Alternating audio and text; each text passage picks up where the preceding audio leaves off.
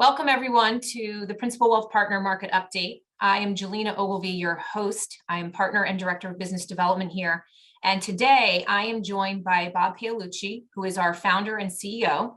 And we'd like to take a moment to discuss the volatility in the markets that have kicked off this new year and provide some perspective on what's going on, what we should be looking for going forward.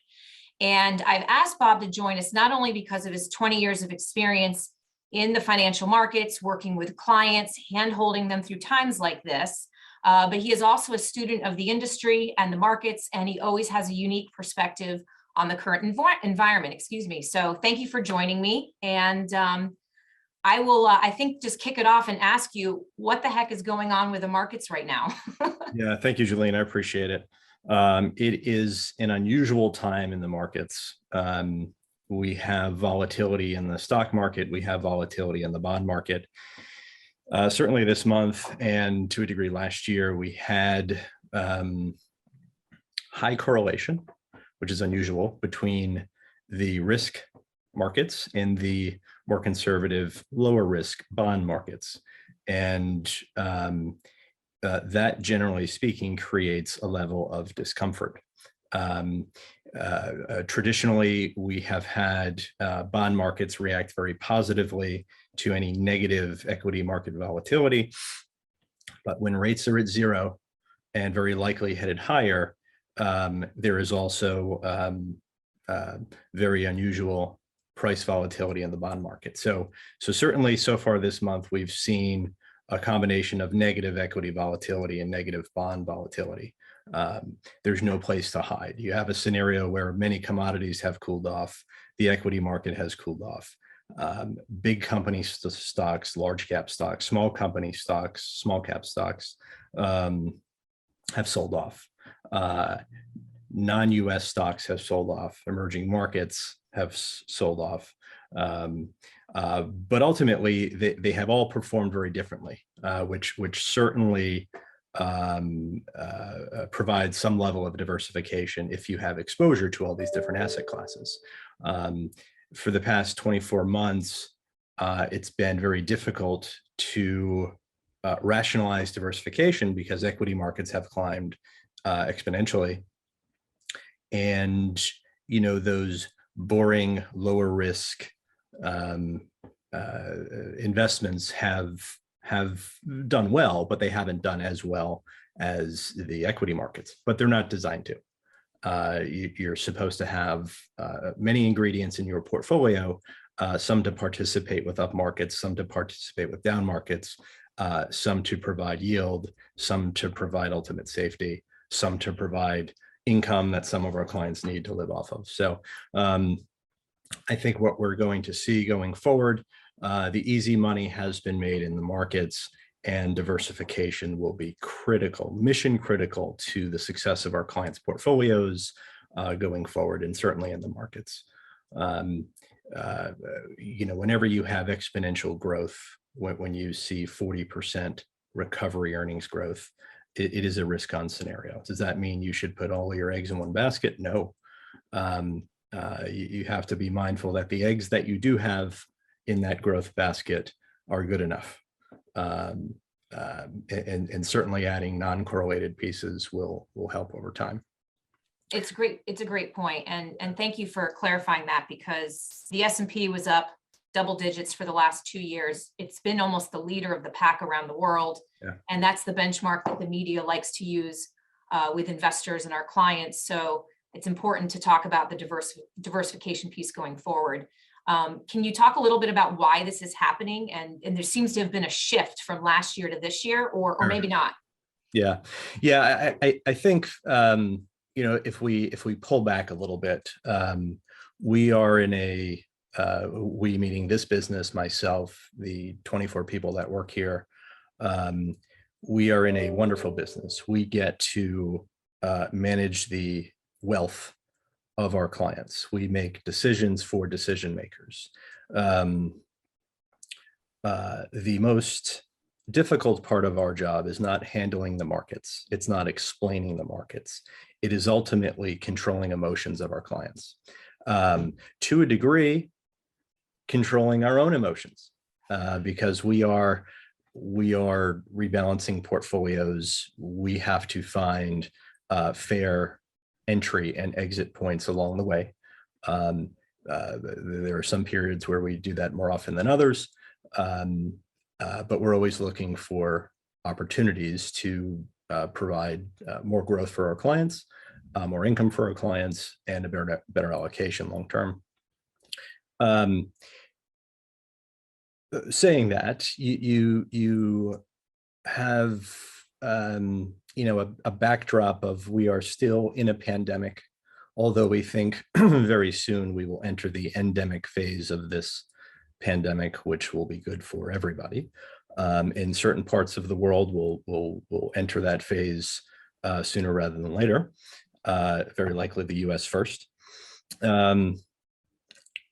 We have a sort of a chaotic social and political environment, which subtly provides a little bit more maybe frustration and anger across the board, regardless of political party affiliation.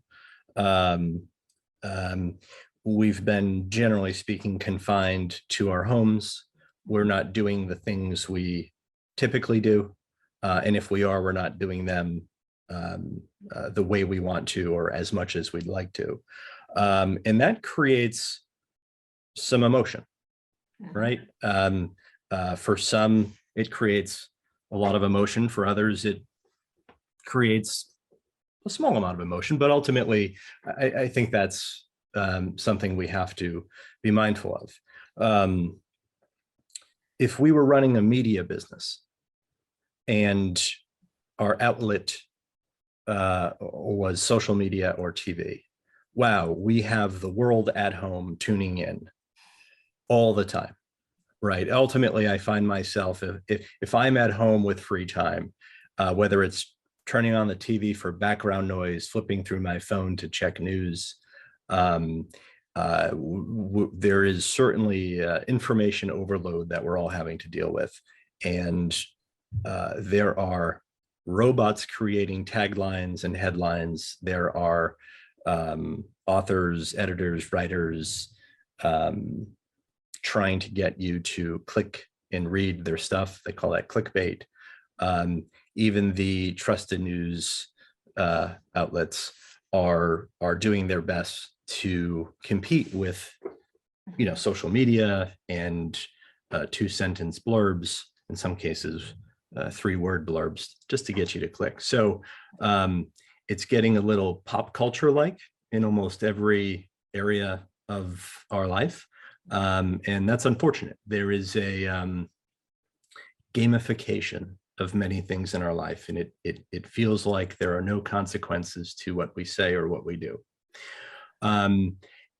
Also, our expectations run wild, right? When we see double-digit returns in equity markets over the past few years, that sets the new bar sometimes. That is not real, right? If you look at the 20-year return of the S&P 500, it's been wonderful.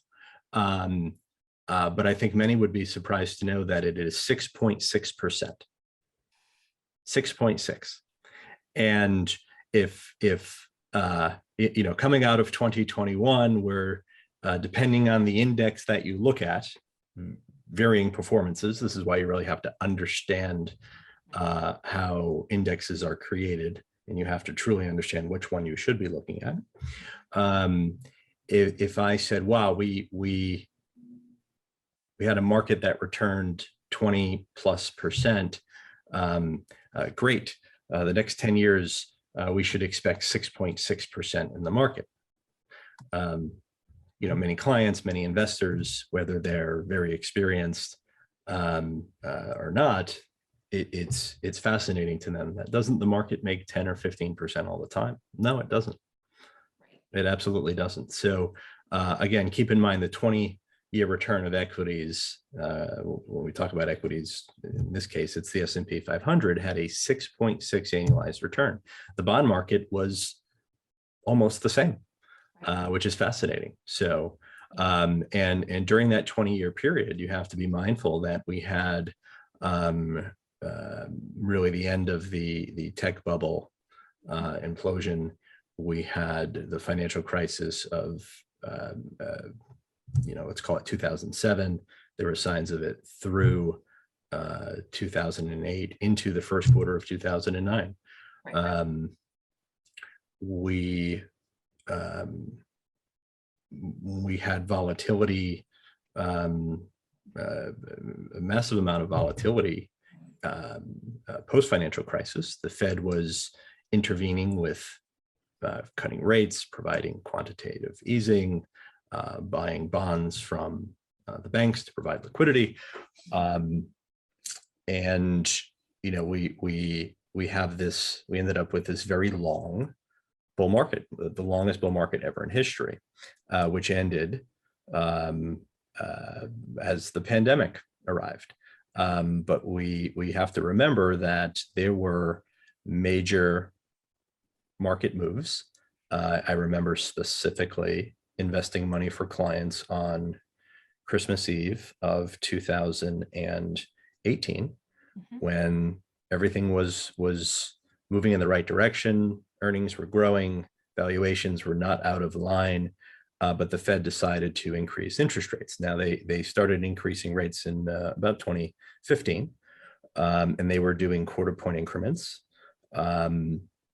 And things got maybe a little too tight, right? The Fed isn't perfect. They try to directionally get things right. And the market started to go haywire in October of 2018.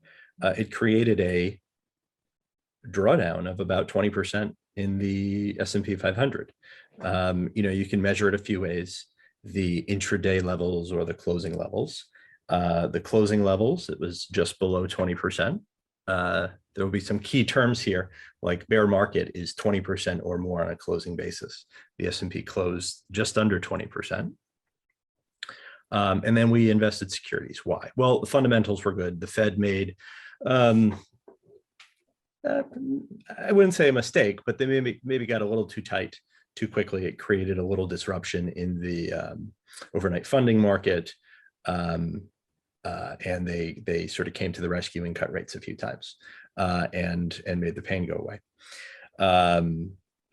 So 5% drawdowns are very common. 10% drawdowns, on average happen once a year. And you have a 20% pullback every few years. And now I'm looking back at history. What's unique is the past 15 years, we really haven't had many of them. Why? Well, you have a Fed who is willing to smooth things over, come to the rescue. Think of them as the firefighters. And if there is a fire in the market, they hear the alarm, they see the alarm, they deliver. I'm not saying that's good or bad. It is what it is. They're incredibly effective. And they delivered with billions of dollars.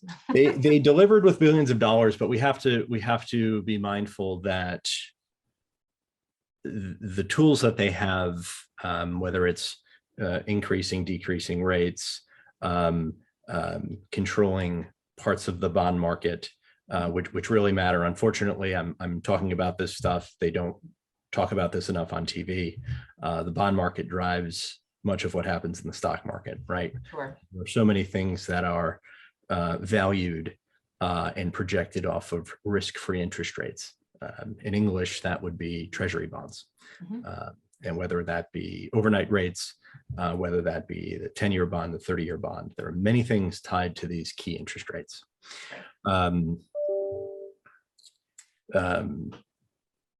The Fed has another tool.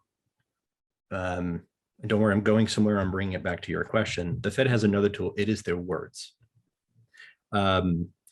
They generally provide lots of transparency, insight into their thinking, their rationale, what they see on the horizon, looking back at what they've done, what worked, what didn't work. They're trying to be as transparent as possible. There are times where what they're talking about is not understood by most, I would say. But that's okay. They still have to be transparent, and it is what it is. So coming back to the soothing words, I think we've all been there. We've had turbulent flights in our lives. I remember flying out of TF Green in Providence and having to make a pit stop in Pittsburgh during what felt like a hurricane. It was just I'm not a good flyer, but it was just a drizzle, let's say. Right. But there was tremendous volatility, and everyone on that plane was having a wonderful time. And all of a sudden, 3 seconds later, silence, and you can see everyone's hands grip their seats.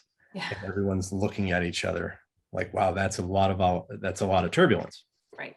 I think most of us have been on a flight like that at some point. Yeah, and and deep down, we're all brave and we're all confident that things will get better and we'll be fine and the plane will land. However, it would be nice if the pilot came on and said, "Good afternoon, everybody. We're experiencing a little bit of turbulence at 24,000 feet. We're going to take this plane up to 29,000 feet.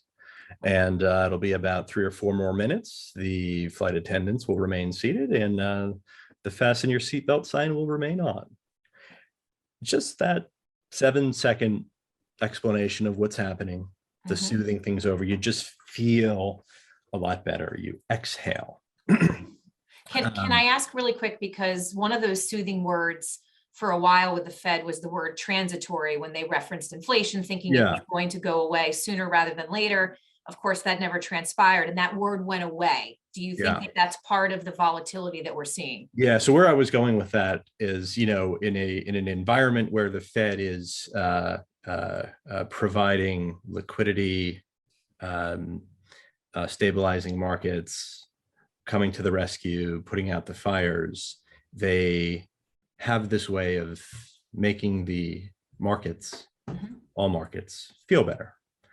They have a way of making the participants of the markets feel better, generally speaking. I think this is an important point. On the flip side, when they have to do the opposite, they have to take some of the, let's call it, sugar away. They are transparent and they are saying, "Look, we're going to increase rates." Why? Through my lens, I believe there's a little bit of pressure around inflation. However, I think the fact that they have to restock their powers, right, at 0 rates, there probably won't be any more rate cuts. I believe it is actually illegal without laws changing to do that in this country. And I don't know that we want to do that. So they have to restock for future events. I'm not saying there's one on the horizon, but if there's a time to pull away some of their support, it's during a time of economic growth that we haven't seen almost ever in history. Was it infused by fiscal spending, money in the system? Absolutely. It absolutely was. There's no way to deny that $4 trillion of government spend doesn't provide a boost to the economy and a boost to the markets. So there's a lot of money out there.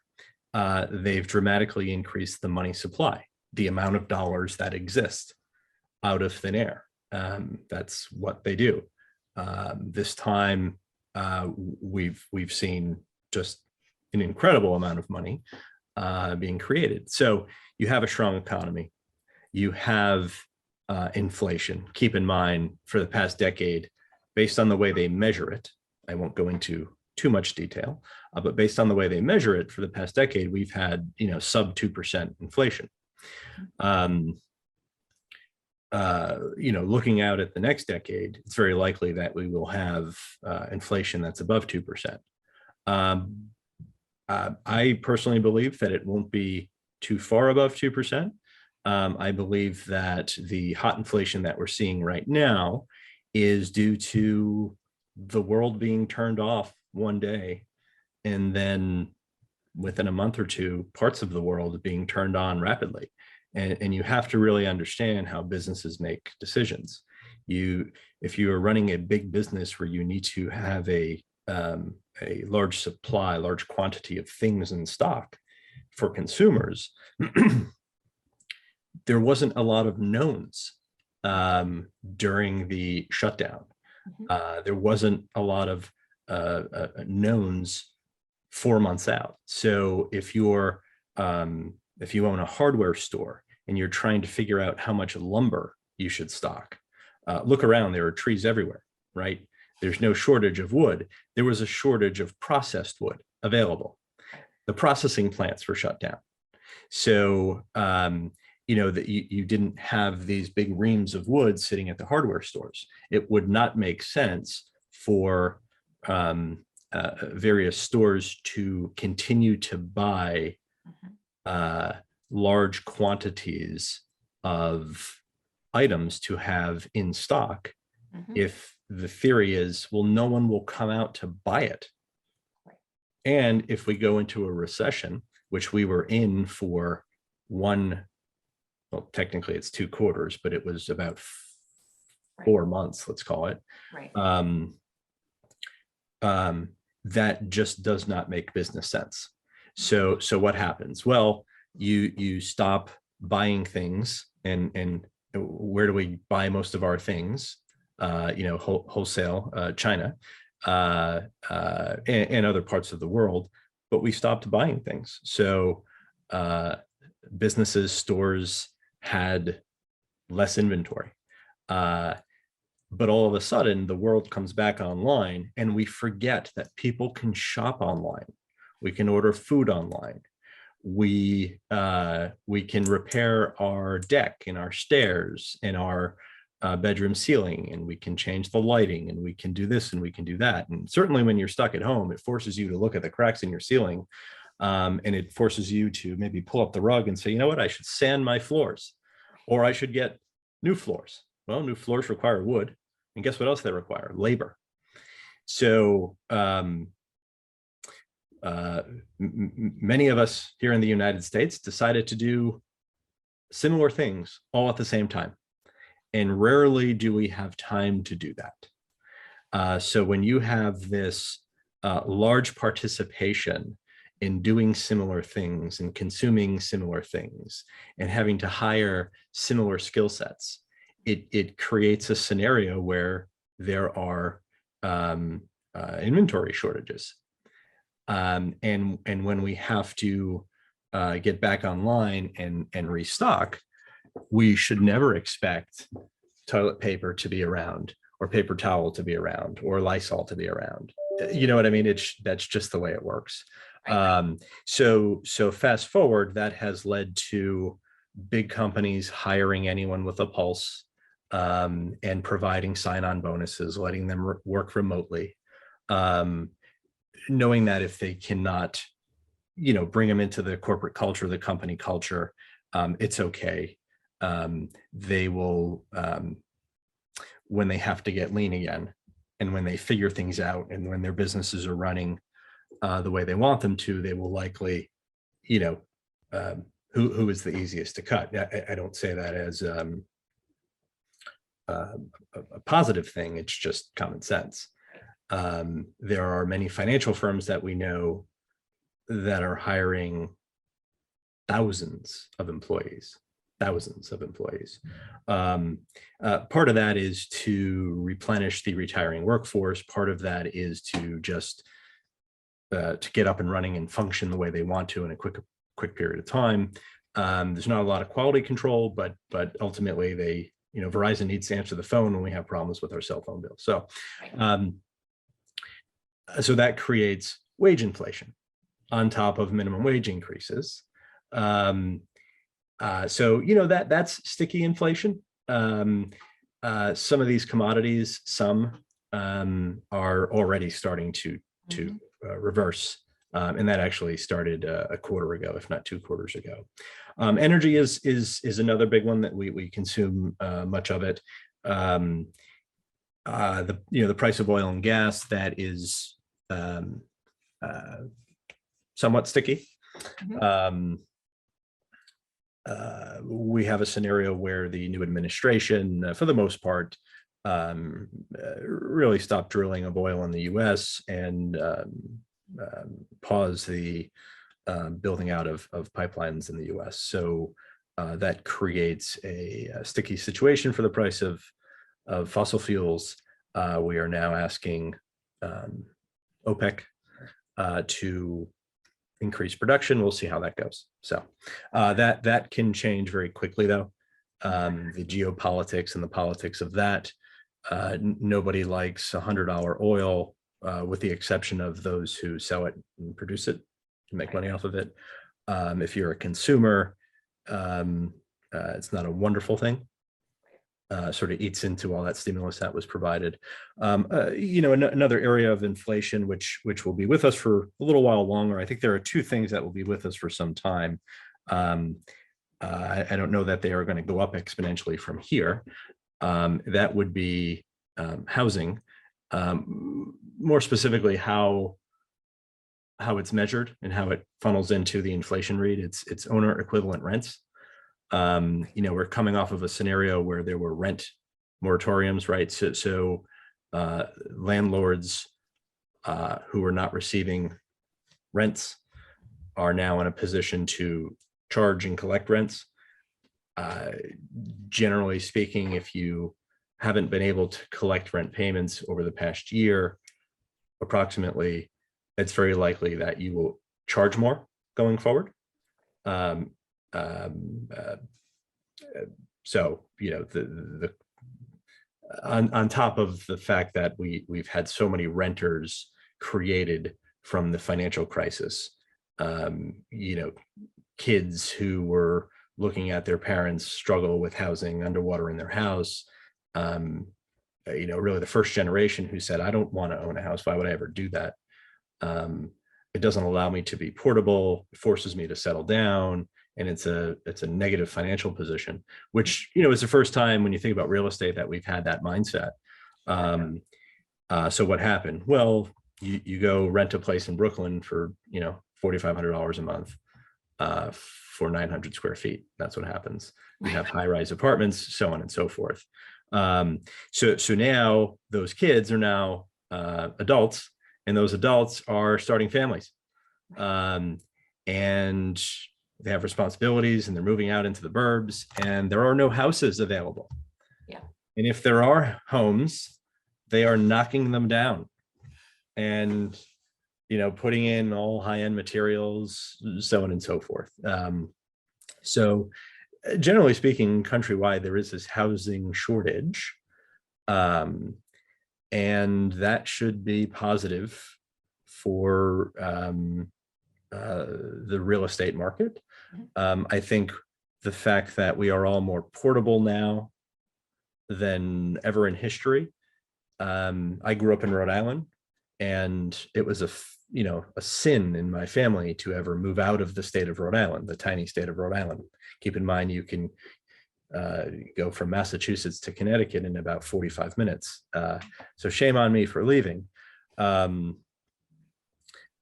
that's not the case anymore. I think certainly when we talk to most of our clients, their children and grandchildren are everywhere. In many cases, not even in this country. In one case, maybe on Mars, they have a flight booked to space. So you can be portable. You can be a gig worker. You can do many things today. So there will certainly be pockets of hotter real estate markets. Sure. But we might be looking at the suburbs seeing metro area like price increases. I know in Connecticut, we had seen an influx of people from Massachusetts and New York, in essence from Boston and New York City, so on and so forth, which, I think people in Connecticut, for the first time in a long time, would agree home values are much higher. So, I think ultimately, as the endemic phase arrives, we have the metro areas functioning again. More people are willing to ride mass transit, go back into the cities, whether it be for entertainment, employment, whatever it might be. So, the world is not fully functional yet. Right. I know many of you will say, well, when is it ever? But relative to where it was maybe in the past 10 years. But we're getting there. So, we certainly have inflation. The Fed is very likely going to increase rates into this higher than we've seen inflationary environment. But I do think the Fed, all along, what they've been saying is correct. It is transitory. The problem that the markets have is they want to know exactly how long the Fed is, how do you define transitory? Is it 1 year? Is it 18 months? Is it 4 weeks and 2 days? We really want to know. Well, we don't know. And we don't. And when the Fed changes their language, the markets get frustrated. So the Fed finally gave up the word transitory. Why? Well, because everyone was anchoring on the word. Yeah. And even I think to the point, that institutions were tracking how often they were using the word, right? I mean, that's how much people are focused on the language of the Fed right now. Yes, you got to love technology. You can keyword search anything nowadays. Yeah. So the Fed got away from the word transitory, and they had a real conversation about inflation to say, look, is this going to be with us for a longer period of time? Yes. Is it going to be as hot? No. It's very likely that the inflation read that we had this month, and very likely next month, backward looking, will be higher, and we will very likely see monthly inflation numbers that reflect many of these other commodity prices and other things declining, which is a good thing, which is good. And I would say that represents certainly a U.S. that is functioning a little better than it had been 8-9 months ago, 12 months ago, so on and so forth. We've talked about supply chains so many times. We are a consumption-based economy. This consumption-based economy consumes a lot of stuff made outside of the United States. So going back to, we had a low supply of items that we consume. Many of those items are sitting on a barge off the coast of California. The ports off the coast of California, the two main ports are, when you compare them to global ports, they are in the bottom 10% of efficiency. They don't function well. And there are many reasons for that, which I will not go into. But we're not unloading containers quick enough. One thing to be mindful of, big businesses, even small businesses, when it was time to reorder goods, they ordered up because they didn't want to be in low supply or low stock anytime soon. So that has contributed to the inability to get stuff. There are more containers filled with stuff yet to be unloaded because of that. And I think that certainly will be transitory, and we're already starting to see the supply chain improve. In some cases, you have ships being rerouted to different ports in the United States, which is certainly helping. Right. But you'll know what I'm talking about if you had to order a chair or a couch or any piece of furniture. You are looking at a 3 to 9 month delay for many things. If you had to order a refrigerator or a stove, you almost have to bribe someone to get it. We all know someone in that situation. Absolutely. Everybody knows someone, and probably many of our clients listening. Yeah. That. So again, this is very long-winded. If we go now back to the Fed, the Fed pivoted. The Fed stopped talking about transitory. They started being a little bit more realistic about what's happening, and inflation is a little stickier. It'll be with us for a little bit longer, this hotter inflation, but not for too much longer. And I think we end up settling out, if we look out 6 months, at a significantly lower inflation rate, maybe half of what we've been experiencing. What is that number? What's certainly not the 1.8 over the past 10 years. It's probably next 6 months looking at about 4. And then maybe the next 5 years looking at about maybe 2.5, maybe 3. Keep in mind, if wages are higher for an extended amount of time and big businesses get into this position where they can't find workers, well, what do? And this is sort of the unfortunate side of things. They spend a lot of money on technology. And you Stop and Shop, as an example, our local supermarket, you now have 2 cashiers, whereas maybe 5 years ago you had 15, right? There is still the infrastructure of supermarkets. You still have 15 aisles. There are 2 people working as cashiers, and there are 11 self-checkout lines, as an example.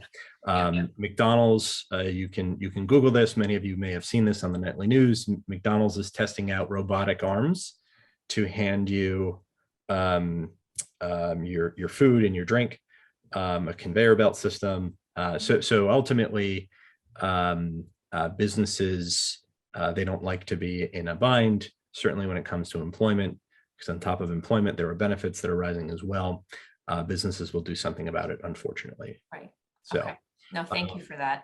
And I have to ask, so we know that the markets are emotional in the short term, and that's certainly what we're seeing right now, probably driven by the Fed. And there's of course some other things going on this year, like a midterm election and possible invasions, et cetera. Sure. But can we focus, because the question we always get is, well, then is this going to continue? Why do we like the market still? We know that the markets are driven long-term by the fundamentals. So if you can give us some reason for optimism here to keep the conviction in the market.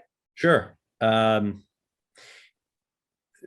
This consumption-based economy is quite strong. We have a U.S. consumer that has less debt than ever in history. The interest rate on that debt is compounding at the lowest rate ever in history. We have more cash on the sidelines than ever in history, right? So let's call that dry powder. Dry powder for what? I don't really care about the investing side. Dry powder for consumption. The consumption, you buy goods and services from someone, and if they're publicly traded companies, those companies they receive a profit from that activity. Mm-hmm. So we have the highest savings rate in the United States that we've ever had in history. So these are positive fundamentals that we have never seen in history. When you look at corporations, another consumer, when you look at consumption, it is the U.S. consumer, businesses, CapEx, what they consume, what they do, what they spend, and the government, right? So we know that the government is spending money, so I won't cover that one. They're consuming. We look at businesses. Well, businesses received a once-in-a-lifetime balance sheet repair in 2020. Big businesses and mid-sized businesses, their loans are called bonds. And the interest they pay on those bonds, those loans, if we go back a couple of years, was significantly higher than the interest that they're paying today. So Federal Reserve, when they were buying bonds, they were buying corporate bonds. They were buying government bonds. They were buying mortgage-backed securities. That created a lot of liquidity. That created a lot of safety. Corporations were able to refinance their debt. You look at Verizon as an example. I believe the average rate that they paid on their bonds 3 years ago was somewhere in the 4 to 5% range, and now it is in the 2 to 3% range. And when you do the math, a company that has, and this is an alert for a large company, 5 billion, 10 billion, 20 billion, $30 billion of debt, when you can cut your interest rate in half, that reduces your expenses, it increases your earnings. It's fascinating. Just like that, just from refinancing your debt. And I think if you're listening and you're a consumer, if you had a 5% mortgage on $300,000 and you refied to the same term, but down to 2.5%, the interest savings is incredible. And imagine that across the entire economic industry. Absolutely. Yeah. And not to mention the PPP loans for mid and small businesses that were provided. There's always going to be some waste. It's not perfect, but for many of those businesses that needed money, they got money and they're alive, and they're in better shape today. Right. So we have this incredible corporate balance sheet repair. Businesses have more cash on hand than they've ever had. You go back to the financial crisis. One of the things that made it so dark and so difficult for a long period of time was businesses were incredibly levered. They didn't have any liquidity. They didn't have any cash on hand. And you look back on it, wow, that didn't make sense at all. Right. So today you have companies like Apple and Amazon and Microsoft. You're hearing that they are acquiring companies and writing a check for 50, 60, $70 billion. Why? Well, some of these companies have $200, $300, $400 billion in cash. And just to zoom out, Apple has in their checking account the equivalent of the entire net worth of JP Morgan. It's fascinating, right? Yeah, it is. That's a big bank account. Yeah. So, and can you talk a little bit about so again, those are some of the positive fundamentals. On top of that, you have incredibly low interest rates. Yep. Thank you. Yep. If you want to buy a car, in some cases you're still seeing 0% interest rates, maybe 2.9% for 36 months, even 72 months in some cases. Right. I was curious. I was looking at Tesla's website to see what their financing looks like, and it's 2.9% for up to 72 months. Is getting a car loan for 72 months a wise thing to do? I don't think so. But at 2.99%, well, it's certainly lower than the 6.6% the S&P 500 has done annually for the past 20 years. Right. So there's some spread there. So so low interest rates drives sort of affordability for big items, big purchases. But remember, there's also cash on hand, so you don't have to even pay interest if you have cash and you have a budget and you're looking at your expenses, so on and so forth. So the backdrop for the economy is quite solid. We're near or at full employment. Generally speaking, if you want a job, you can get one. There are more help wanted ads today than ever in history. So it's a very good place to be. I'm talking about the US. Other parts of the world, maybe not so much, but things look very good. So we look at the markets and we have some short-term volatility. I just talked about things that are so incredibly positive. Why are the markets volatile? Right. Well, you have to keep in mind that the stock market has rallied approximately 40 to 50%. And again, I say that range because the markets have been so volatile, things can change by the time this gets out, which should only be about 1 or 2 days. The markets have rallied 50% in 2 years. Right. Keep in mind, I just said the market has gone up 6.6% annualized for the past 20 years. It's gone up 40 to 50% in 24 months. That's what happens. And it's okay. It's okay. And I think it's a very important note because the media is so laser focused right now on the short term and all the concerns. It's hard not to think from a broader perspective. Absolutely. And we have to understand that the media sells advertising. Mm-hmm. They will feed you as much negativity as you can tolerate. Yeah. And so will the papers, and so will your social media newsfeed. It's viewership, right? It's really what it is. Right. It's subscriptions. Subscribe to my newsletter. I will give you as much confirmation bias as you can tolerate. I will tell you everything you've been thinking on the inside. Yep. And if you agree with me, I'll have you forever. And by the way, it will cost $299 to subscribe to my commentary. Right. Yeah. Yeah, we have to understand that. That's what it is. And to that point, I know you're a big believer in behavioral finance, and we know that investors' reaction can impact their investment decisions. Yeah. And that can at most times be detrimental. Can you talk a little bit about that? Sure, I certainly can. Let me just go back to what I was saying. I wanted to give you some of the Yes, negatives, right? So we Oh, have yeah, all these sorry. positives. We have all these positives, and they prove to be positives Yeah. because over the past 24 months, we've had markets increase. Right. Why have markets increased? Generally speaking, because earnings have increased.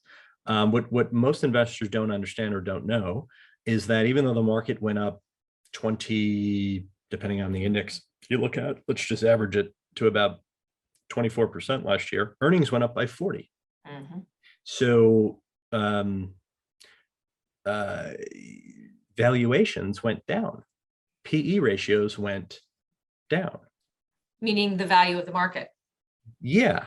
Yeah. It's a high PE is, considered to be a measure of cheap versus expensive. Right. And the PE went down. So far this year, earnings have been good and the markets have gone down. So the PE keeps falling, creating more value. Now there is which everyone's been waiting for. Everyone's been waiting for, right. We are seeing that the part of the market that has gone down the most is the most expensive, mm-hmm. most speculative, most volatile, maybe crowded for a short period of time part of the market, which is the hyper growth technology innovation. You really have to believe in it. You're believing and investing in a concept. There's nothing to show for it yet. It's just, look how this company did it in the past. We are the new company that can do it better in the future. And, I'm going to mention some companies here. I'm not saying they're good or bad, but to give you an example, it is, companies like Zoom, which we are recording this on. They went from a relatively unknown company to being in the news and in every article every day for the past 2.5 years. And they went from, a market cap of less than $1 billion to, $10 billion or so, and now back down a little bit. What is the right price to pay? Well, I can tell you that when interest rates are at zero, you're generally speaking as an investor willing to pay up for future earnings because there is no alternative, right? There's an acronym going out there called TINA. There is no alternative. Mm-hmm. So in a scenario, you have to look at the facts today. Not us, we try to look, look forward. But if you look at the facts today, hey, I cannot receive anything for my no risk assets. So what do? Take risk. Great. Do nothing is another option, but you had many investors piling into these very speculative stocks. And conceptually, they do make sense, but it takes time to capture market share. Yeah. And, it's very appealing when you see companies, for whatever reason, going up 20% a day or 20% a week or 20% a minute. It's contagious, right? It reminds me, and I'm sure it reminds you of 97, 98. Oh, wow. What does this company do? I don't know. You're going to invest in it? Yes, I am. Okay. It's just a very unusual situation. And it's not to say that these are bad companies. Many of those tech companies in the 90s became something, but many of them didn't. Cab drivers were giving me tips in Manhattan at the time. Absolutely. Yeah. So it had a late 90s feel to it. Mhm. Now, you also have to keep in mind when you explain the late 90s markets, just like we explained the financial crisis, the 87 crash, 70s inflation, the 29 crash, so on and so forth. Newer generations could care less. Mhm. This time it's different. Right. Um, Right. okay. And, look, in life, you learn through experiences, Right. good and bad, Right. right? Hopefully you reflect and you learn some lessons. I think a lot of money that flowed into these securities was maybe younger generations. Yep. This singular belief system that it's innovation only, it's Web 3.0, it's cryptocurrency, it's this, so on and so forth. And all of this might be something in the future, but you also have to understand, with incredible exponential returns in a short amount of time, Right. You have to look at things like liquidity. Are institutions getting involved here? And are they doing it at a small scale or large scale? What's the downside? Mhm. And you have to zoom out, you have to remove your biases, and you have to apply some common sense. The downside is when the gravy train stops or money becomes a little bit more expensive, interest rates rise, that stuff could look very unappealing overnight. Right. And that is what we have seen when the Fed pivoted from, we're going to increase interest rates. Although they're just using their words, they have not done anything yet. Right. We are waiting for a decision today from the Fed, mind you. Yep. That created institutional selling of the most speculative, Mhm. maybe overbought securities that have gone up exponentially in price. Right. You just had some rebalancing. Right. But a little bit of selling creates a little bit of selling, which creates selling, which creates a lot of selling. And, it creates this technical sell-off, mainly driven through digital trading, not individuals. Right. Which then led to emotional selling, which then led to get me out. Right. And here we are. Right. I won't get too technical because I have a tendency to do this, but just be mindful that the past 2 decades of indexing everything, Mhm. you have a scenario where most money that goes into and comes out of the market is coming from index funds, Mhm. buying baskets. Right. Certainly for big money, it goes into and out of big baskets, indexes. Sometimes if you want to get rid of your speculative, lower quality securities, you have to sell the index Right. that has your conservative, dividend paying, high quality securities.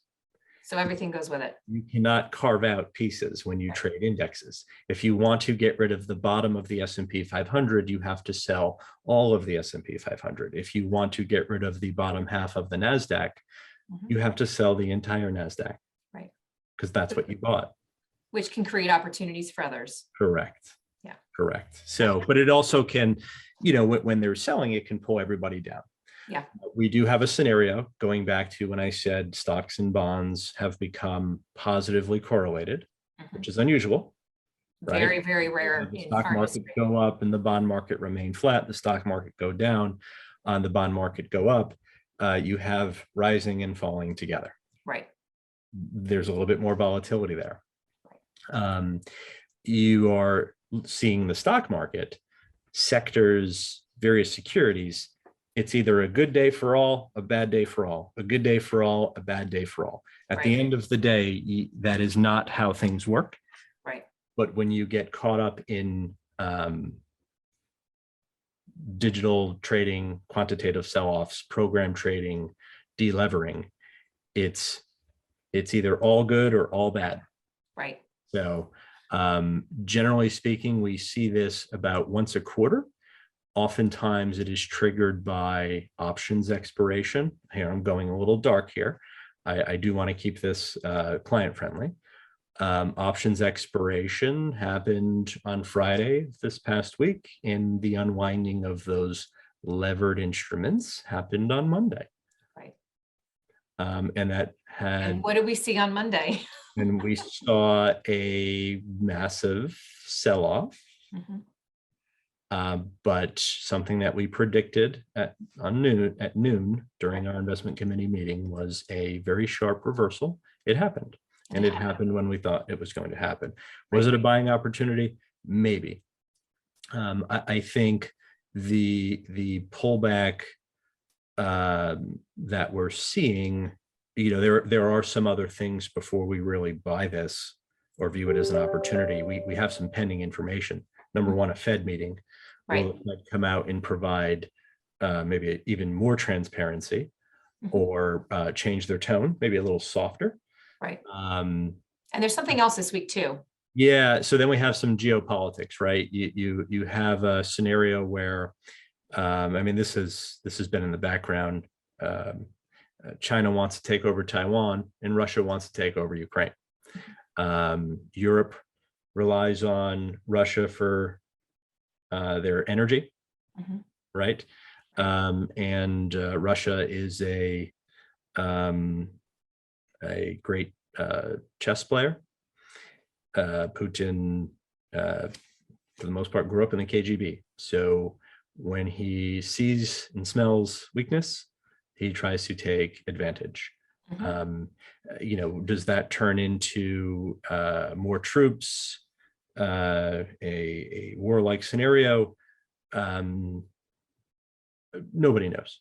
Right. I'm sure there is lots of negotiation going on, mostly around money. We want a very long-term commitment from Europe to buy our gas now at a higher price.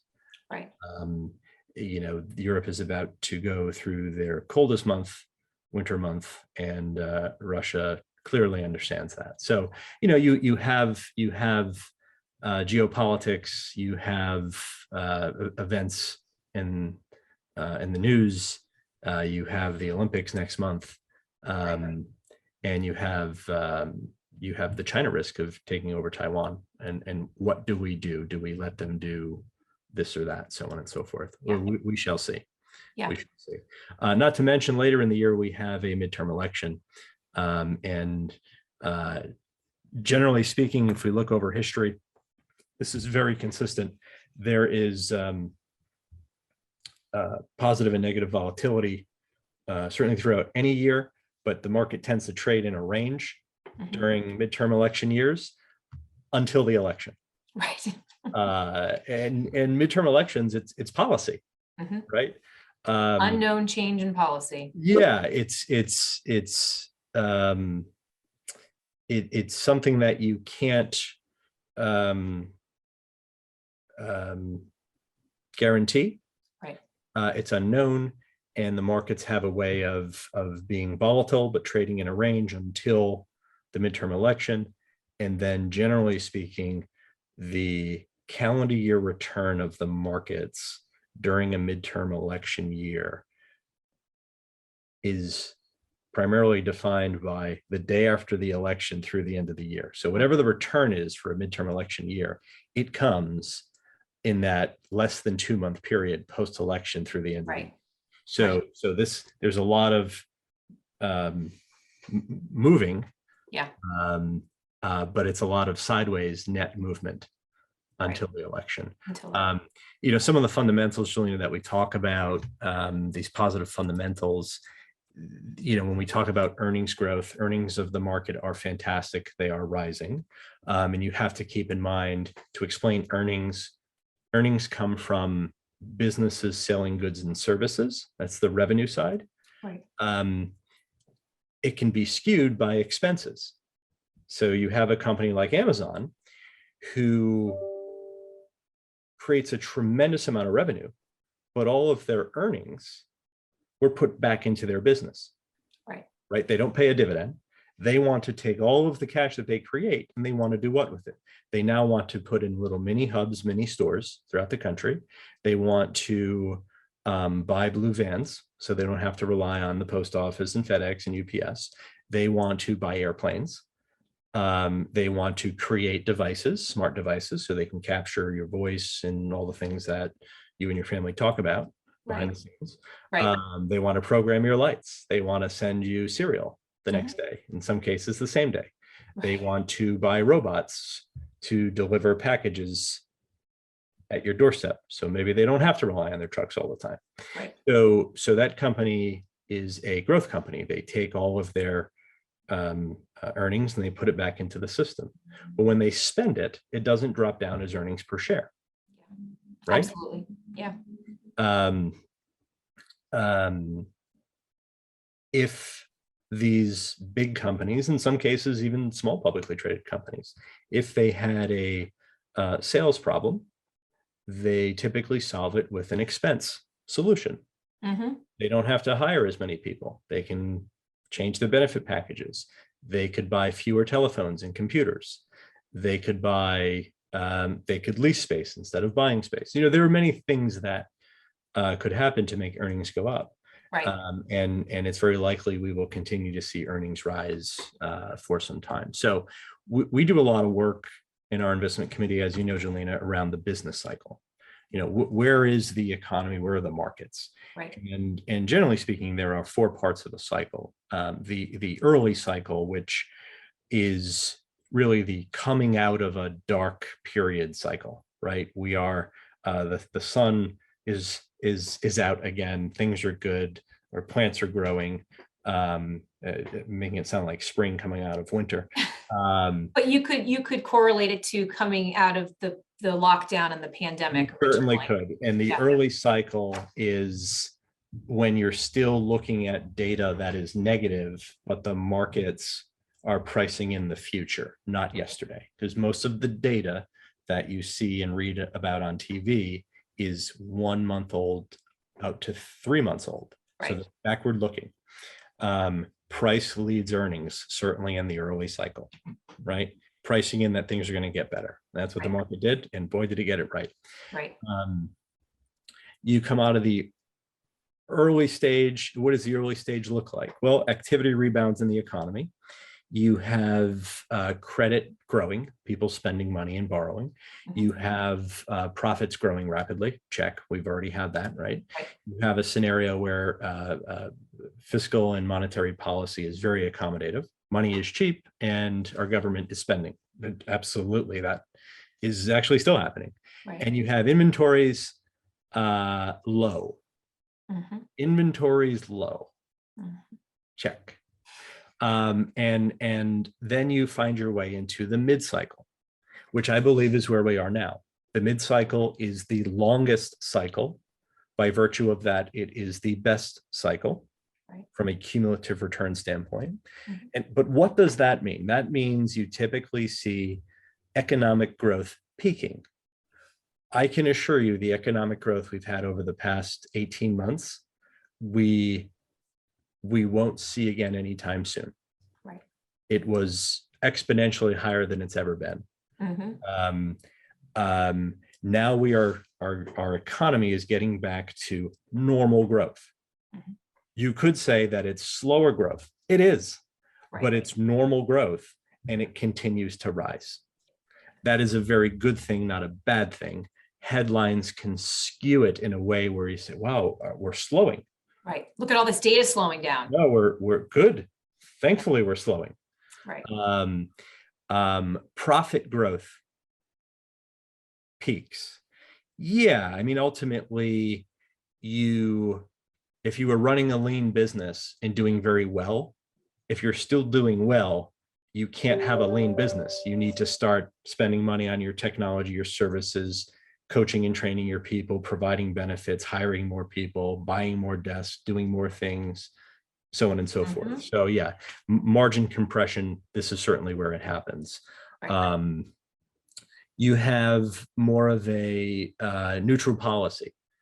Yeah, the Fed is normalizing things, but even though they're going to very likely increase rates and stop their quantitative easing, they are still net providing stimulus, which is still a very good thing. Right. And then you start to see inventories grow. Well, we just talked about that. So I think this period will last a very long time. So we are in the mid-cycle. Let me continue with that because Many people will say, well, what's the next cycle, the end? No, it's actually called the late cycle. The late cycle is where growth moderates. So we stick to trend, and we maybe start to see economic growth slip slightly below trend. Still a good thing, still positive growth, right? That has to be understood. Credit tightens a little bit. You realize the effects over a long period of time of what the Fed did to make money more expensive. You start to feel it a little bit. Right. Maybe when we go buy a car or a Tesla, we'll go back to my example, maybe it won't be at 2.99 in 4 years. Right. If it's at 7.99, I can assure you fewer cars will be sold. Right. I would think that at 5% mortgage rates, fewer homes will be built and bought. Right. Right. So you start to see things like that. You start to see some companies' earnings either flatten out or decline. Yeah. Okay, makes sense. And then inventories grow rapidly. Why? Well, it might lead to less consumption. Right. Yeah. Oddly enough, from a single year stock performance standpoint, those are the years when we get into that cycle where you see the best single year performance in the market. It's fascinating. Absolutely. And then that typically leads to a recessionary period. If I were to put timeframes on these various cycles, we look at the last business cycle, the full cycle lasted about 11 years from start to finish. Right. And of those 11 years, 4 months we were in a recession. So, our not necessarily our investors, but investors have this myopic loss aversion. They just think that everything is going to be negative, things are going to fall, things are bad all the time. Right. It gets bad quickly. It doesn't stay there for long. Right. When the market's correct, they go down very quickly, and then they recover for a long period of time. Right. The downdraft in the market is never pleasant, but the comeback is very long and very strong. Right. And that, generally speaking, has always been the case. Yeah. So that's sort of what we're viewing. That's where we are. That's how we see it. Ultimately, for our clients, diversification in your portfolio, in their portfolio is critical. The right positioning for the vast majority of our clients. And again, we can do custom things, but we have some younger clients, we have some older clients, we have some risk-averse clients, we have some risk takers, so we can accommodate those requests. But generally speaking, the portfolios across our firm, how are they designed? Well, generally speaking, they're overweight quality. Where is quality usually found? It's usually in large, well-known, transparent securities, names that we all know and love and use. We have some exposure to mid-sized companies and small companies. We have exposure to foreign markets. For the past decade, we've been significantly underweight foreign markets. That has led to great performance, great outperformance for our clients relative to, diversified benchmarks. We believe we have the right bond exposure.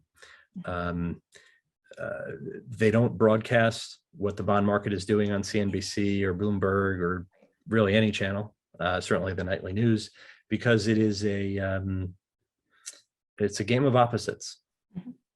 And it could cause more harm than good. But when you look at the conservative broad-based bond market last year, the bond market was down about 2.5% last year. If you were invested in medium to longer term bonds and the highest quality bonds, if you had other exposure, if you had maybe shorter term exposure, medium quality bonds, very likely you saw a positive return. For our clients, I'm happy to say that generally speaking, when you glue it all together, we had a very good return in the bond market last year. Huge difference. Yeah, and a rising interest rate environment creates lots of bond volatility. And generally speaking, view it as if you have a 1% bond today and tomorrow interest rates go to 2%, do you think the market wants your 1% bond? No, at least not at the price that you had it at yesterday. Right. So the market will reprice your bond immediately to help compensate for the difference between your yield, your coupon, and new yields, new interest rates. Right. And depending on how long your bond has until maturity, right, that will drive the price. Yeah. So seeing 5, 10, 15% negative returns in the bond market in a rising rate environment, that would not be uncommon. And that is not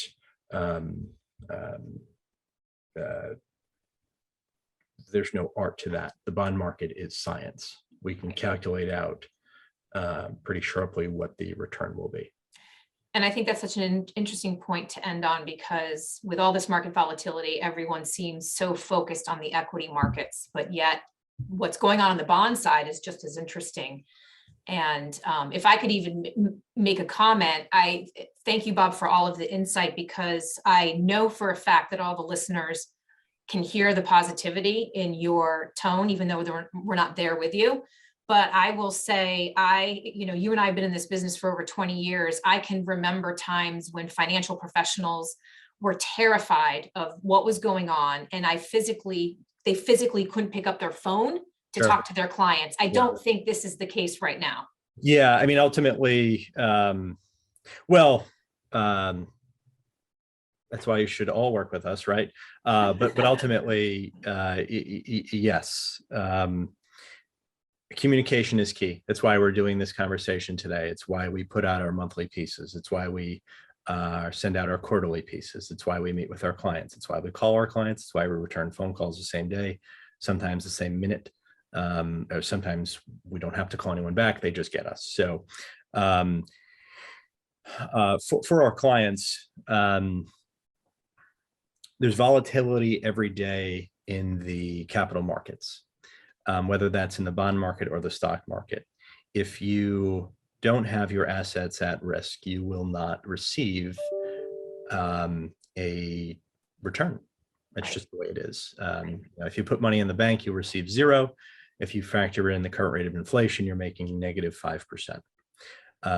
If you have your money invested in a diversified portfolio, let's say over the past 10 or 20 years, you're making a return that is far above the rate of inflation, and it's compounding positive over time. Right. The best way to make money over a long period of time is to not try to cheat the system, game the system. It is to have a strategy, to stay invested, to diversify, to work with a trusted business partner, and to have that business partner truly understand what your goals are, who this money is for, whether it's you, your family, charity, you need income, you need growth, so on and so forth. Things will certainly change over time. So the power of good relationships, the power of a good fiduciary, I cannot express the importance of working with and hiring good people, and trying to remove any biases. Right. That's what we try to tackle. And ultimately there is a slide that we can show. Maybe we'll send it out in a separate email. If you look at investment returns over a long period of time, and you look at investor returns over a long period of time, there's a pretty wide gap. Investor returns, generally speaking, are lower always over time by a very wide margin than returns in the markets because of poor behavior. Right. And it's times like these that create that lower return for investors. Absolutely. Yeah. Right. And, just other fundamental concepts. Again, going to the gamification, stocks are up, stocks are down, the market, stocks.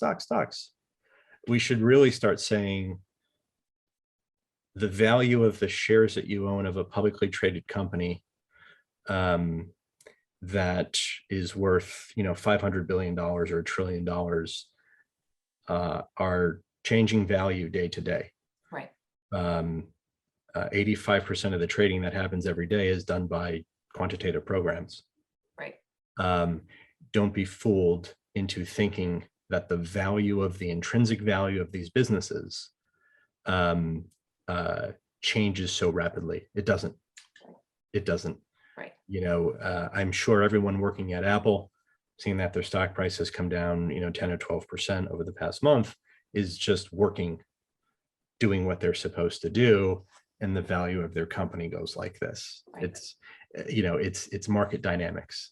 Exactly. That's what happens when you are a publicly traded company and your shares are being traded all day. So Okay. if you own stocks, whether they be indirectly through indexes, funds, if you own them outright, it's ownership in businesses that, generally speaking, I would hope are earning money, Yes. that are doing the right things for their shareholders and will continue to grow, expand their service offering, coach and train their people to be better humans, better companies, just better generally for the future. Right. And I think when you think about it that way, the nanosecond by nanosecond price change matters less. Right. It's just the market. It's just the market. If we were to, Julina, if you were to value your house every second, your house is worth what someone is willing to pay for it, right? Not Right. what you think it's worth. It's what someone is willing to pay for it. And if you put it for sale today and you shout it out on the street this morning, it's a little chilly outside, you might find one person who is willing to buy it, right? But they're looking around saying, well, I'm the only person here. I'll give you $1 for it, right? So we all have this, well, hard assets are worth something different, right? Very different than what you think they're worth. And if you have a market with few participants, it's probably going to be worth something very different than what you think it is. Right. If you have something that is desirable and in demand, and there are a lot of people looking for exactly what you have, well, then it'll be worth a little bit more. Right. So prices change rapidly everywhere. That is no way to assess the true value of the underlying investment over a long period of time. Right. It is if you're just looking to rid yourself of that investment on that day or that minute, but this is why having a diversified strategy makes a lot of sense. Yeah. So. Well, thank you for talking about that. The diversification is always incredibly important, because sometimes I think there was a member of the Yale Endowment. He said that diversification may not feel like it works at a point in time, but we know it's one of the fundamentals that works over time. And so that's why we always stay focused on it. So. Absolutely. So thank you for all of those comments and insight. And I will end with, as I always do, we are a team that's here for you. So please reach out to us if you have any questions, and we look forward to hearing from you. Fantastic. Thank you so much, Julina. Thanks, Bob. Okay.